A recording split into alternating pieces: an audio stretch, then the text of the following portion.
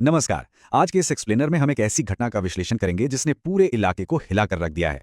UP के बुलंदशहर स्थित खुर्जा में हुए उस चौंकाने वाले ट्रिपल मर्डर केस और उसके बाद पुलिस की ताबड़तोड़ कार्रवाई की पूरी कहानी आज हम डिकोड करेंगे। इस त्रासदी की गहराई में जाने से पहले एक बुनियादी सवाल सामने आता है। जन्मदिन का केक लगाने जैसी एक बेहद छोटी सी बात और इसके बदले में तीन तीन जानें चली गईं। यकीन करना मुश्किल है ना? आखिर कैसे जश्न का एक खुशनुमा पल महज कुछ ही मिनटों में एक जानलेवा और खूनी विवाद में बदल गया? आइए इस पूरे घटनाक्रम की तह तक चलते हैं। सबसे पहले बात करते हैं उस खूनी जन्मदिन की रात की जब ये पूरी वारदात शुरू हुई। घटना 25 और 26 अप्रैल के दरमियानी रात की है। खुर्जा में जीतू सैनी नाम के एक युवक की बर्थडे पार्टी चल रही थी। सब कुछ एकदम सामान्य था, हंसी खुशी का माहौल था। लेकिन किसी ने सपने में भी नहीं सोचा था कि जो महफिल एक जश्न के तौर पर शुरू हुई है वो कुछ ही पलों में एक खौफनाक अपराध का दृश्य बन जाएगी। और ये रात 3 लोगों की जिंदगी की आखिरी रात साबित होगी। अब समझते हैं कि मामूली सा विवाद एक ट्रिपल मर्डर तक कैसे पहुंच गया। इस टाइमलाइन से सब कुछ बिल्कुल साफ हो जाता है। रात के वक्त पार्टी पूरे शबाब पर थी। तभी अमरदीप नाम के एक लड़के ने जीतू के चेहरे पर केक लगा दिया। बस इतनी सी बात, और इसी बात पर दोनों के बीच तीखी बहस छिड़ गई। बात इतनी बिगड़ गई कि अमरदीप ने अपने परिवार वालों मनीष और आकाश को वहां बुला लिया और फिर एकदम से हालात बेकाबू हो गए। ये छोटी सी कहासुनी खूनी संघर्ष में बदल गई। गोलियां चलने लगी और पलक झपकते ही इस बेकाबू गुस्से ने 3 लोगों की जान ले ली। इस भयानक घटना के बाद शुरू होती है पुलिस की बड़ी कार्रवाई। इस जघन्य हत्याकांड के बाद पूरे इलाके में सनसनी फैल गई और पुलिस ने तुरंत कड़े कदम उठाए। आंकड़ों की बात करें तो पुलिस ने इस मामले में कुल 10 लोगों के खिलाफ केस दर्ज किया था। इनमें से 3 आरोपियों को तो शुरुआत में ही गिरफ्तार कर लिया गया था, लेकिन बाकी लोग फरार हो गए और पुलिस लगातार उनकी तलाश में दबिश दे रही थी। 50,000 रुपए, ये वो इनाम राशि है जो 2 मुख्य फरार आरोपियों रिंकू सैनी और भारत सैनी के सिर पर रखी गई थी। ये दोनों पुलिस के लिए मोस्ट वांटेड बन चुके थे और इस केस को सुलझाने के लिए इनकी गिरफ्तारी बेहद अहम हो गई थी।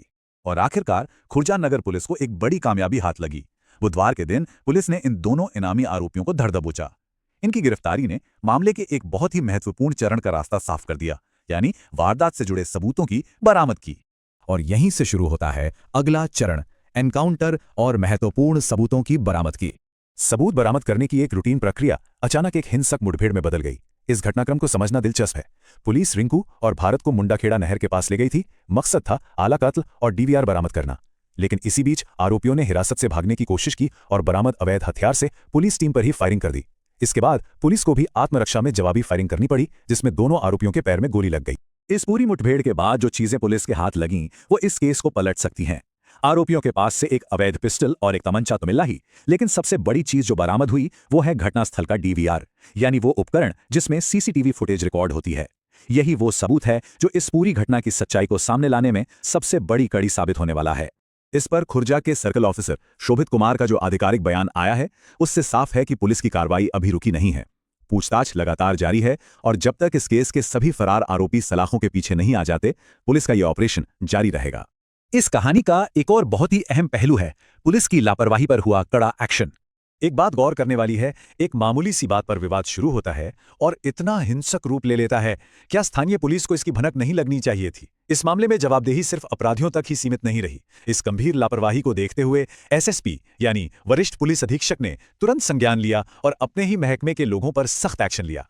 यहां जवाबदेही का स्तर काफी सख्त रहा। लापरवाही बरतने के आरोप में थाना प्रभारी से लेकर चौकी इंचार्ज, हेड कांस्टेबल और यहां तक कि बीट कांस्टेबल को भी तुरंत प्रभाव से निलंबित कर दिया गया।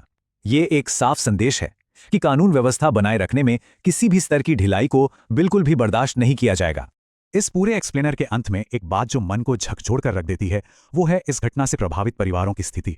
वो आज गहरे सदमे में है और न्याय की गुहार लगा रहे हैं। पुलिस की कार्रवाई से उन्हें न्याय की एक उम्मीद जरूर जगी है, लेकिन एक बहुत ही परेशान करने वाला सवाल हमारे सामने खड़ा है। महज केक लगाने जैसी बात पर 3-3 हत्याएं? रोजमर्रा की जिंदगी में अचानक इस तरह की चरम हिंसा एक गंभीर चिंता का विषय है। आखिर ये बेकाबू गुस्सा पनप कहां से रहा है और हम एक समाज के रूप में किस दिशा में जा रहे हैं? इसी विचार के साथ आज का यह विश्लेषण यहीं समाप्त होता है।